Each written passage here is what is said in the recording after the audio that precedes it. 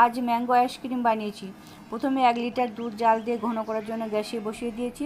আর এদিকে পাকা আম নিয়ে সেটাকে কেটে চামচ দিয়ে ছাড়িয়েই সেটাকে আমি মিক্সি গ্রাইন্ডারে দিয়ে ভালো করে মিক্স করে নিয়েছি। তারপর এদিকে হাফ বাটি চিনি নিয়ে সেটা দুধের মধ্যে দিয়ে ক্রমাগত নাড়তে থেকেছি। সাথে দিয়েছি milk powder 2 packet condense milk.